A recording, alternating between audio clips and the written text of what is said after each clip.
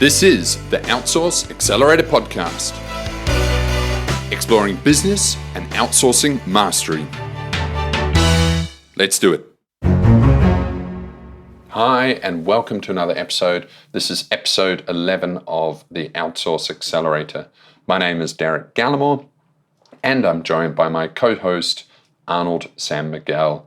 Today, we talk very broadly. We talk about why outsource, okay? That's one of the kind of fundamental questions of why we're here, I suppose. So we cover some points in that. There's some good information in there. If you want any of the show notes, then go to outsourceaccelerator.com/podcast/episode 11. Enjoy. Good morning. I'm Derek, and with me is Arnold. Hi, Arnold. How are you? Hi, Derek. Yeah, doing good. Good. Today we're going to talk about the broadest of broad topics. It's why outsource. Okay, so outsourcing is BPO. Outsourcing is offshoring. It's got a lot of names, but we're just going to talk very broadly about that. We've got 7 points here that we want to cover, and we're going to run through them now. So the first point I want to cover, there's two references here. The book Deep Work by Cal Newport, which is popular at the moment. He says, any work that can be done by someone that can be trained to do that job in a week or two should not be done by you. Okay, and so that's about creating a more efficient, productive you, and really, you don't want to be doing work that other people can be trained to quickly do. Equally, there's another quote going around that if you don't have a secretary, then you are one. Okay, and the points there are: don't get stuck doing stuff that you can outsource. Okay, and particularly if you can, the VAs are very commonly outsourced into the Philippines or into outsourcing world, and that's a really great place to start if you haven't considered it before. Okay, so number 2 is the obvious fact that there's cheaper staffing, okay, cheaper labor costs, and that's predominantly why it is done. Now, bear with me here, but there's 2 options with cheaper staffing. The obvious one is you can cut salaries. Okay, let's pick a number out of the air saying you can cut salaries by 30 to 50%. That is one thing. That's awesome. And life is good. There is the second option and second approach, though. Imagine if you kept salaries the same, but you were able to double the workforce or increase it by 30%. Imagine then, from a strategic business point of view, what you could do with an extra 30 to 50 to 100% more staff in regards to your competition and your market, developing your marketplace, developing your products. So I find that really exciting. It's not just about cutting salaries and everything's the same. If you could actually leverage cheap staff, where could you be? What could you do? That's pretty exciting to me. What have you got for number 3, Arnold? Yeah, so number 3 is very exciting, which is 24/7 cover for a cheaper rate. Of course, everyone wants a quick response rate when it comes to answering, customer queries, but we can't expect ourselves to sit idly by in our computer or, by the phone, waiting for the next inquiry to happen. So that's one of the key advantages that outsourcing can provide, something that you could do ahead of your competitors.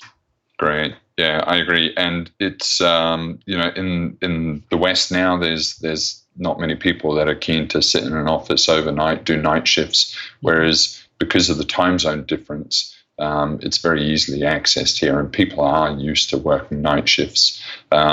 So, if you're in a business where 24/7 customer service, 24/7 customer sales could be an advantage, then it's a massive opportunity here. And it's something that you could quickly move into that could help you out-compete your competitors. Thanks, Alan. And what have you got next? Yeah, I think another advantage that outsourcing does in general is provide you, the owner, additional skill sets that you might have trouble, developing on your own. Of course, people often say that we are jack of all trades when it comes to the business, but you can't expect an owner to be a human resource manager and then jump on to being a great IT or web designer all of a sudden. So I think that's one of the good things about outsourcing. You get very specialized people that fits perfectly for the role that you want them to do. Yeah, absolutely. And, I'm a big fan of Philippines outsourcing. They have basically been doing this for, 25 years now. And business process outsourcing strictly means that they will outsource a process and they will take that process apart. They will break it down into its individual bits. They will rebuild them, look for efficiencies, rework them, and they've become very specialized in business process outsourcing now. If you've never managed much of a call center before, then this is almost the capital of the world to do that. And inherent in that is a lot of knowledge and a lot of skills. So I agree, some awesome opportunities there. Okay, so number 5. We have that there's access to specialist skill sets. Okay, so everyone knows outsourcing for the VAs and call centers, but equally, if you're looking for a website to be built, try and resist looking around your hometown or your home country.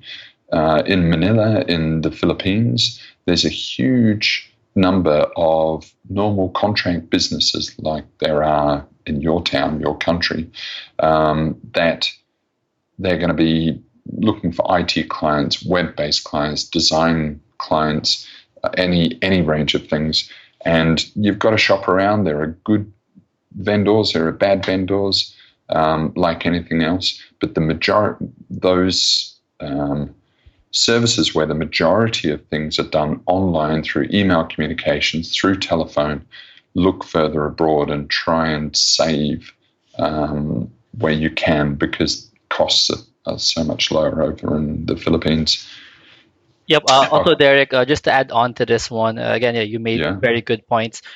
Just to add on to this, I would just like to mention that freelancers are very abundant nowadays. There are certain websites like Upwork.com is one, wherein it like guides you step by step in order to create your first job posting to find that perfect candidate for you. So again, Absolutely. very broad range of skill set. Yeah, absolutely.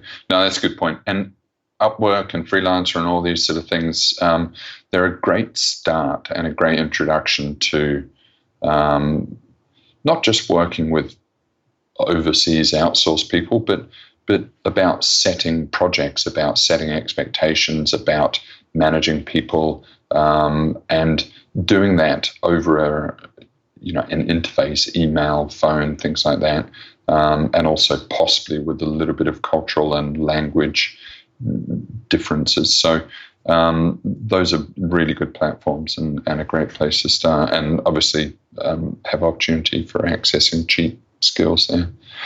Okay, and number 6 we have.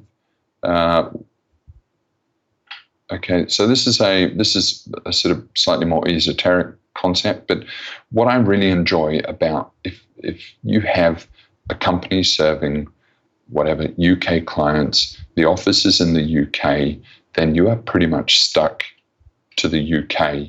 And if you try to envisage servicing the US, then it's a crazy big leap. Whereas if you develop a significant operational hub in the Philippines, for example, you outsource more and more roles to your office in the Philippines, and you then have a hub in the UK, then it's not that big a step to create another executing hub in the US.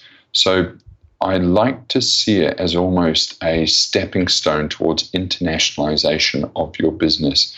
Now, arguably, if you have a lawn mowing business, then it's not going to be that suited. But arguably, maybe even lawn mowing, it can, because you can then set up a franchise in the US and then you can reach out to the US.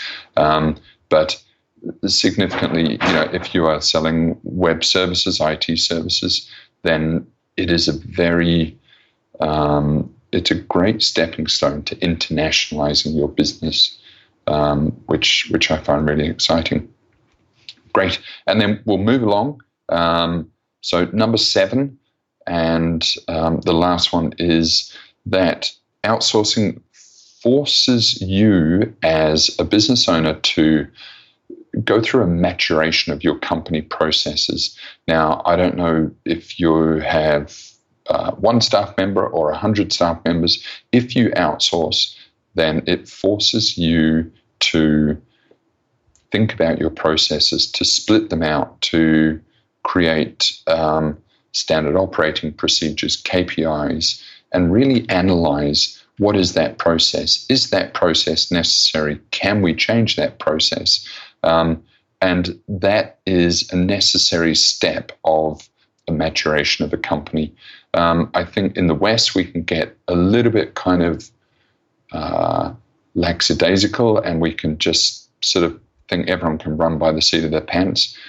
It does happen, but if you move into 100 staffing, 1,000 staffing, then it's going to happen less and less.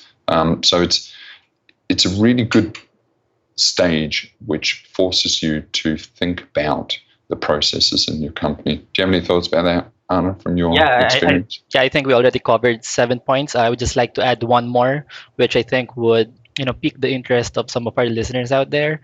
So Perfect. the number 8 would be, now you have a valid reason to travel abroad. Once you set up outsourcing, once you try it, you can tell your wife, your partner, I need to meet them eventually once it grows. This is true. This is a great point. And it really is. Look, it opens up an entire new world. And yeah, come on over.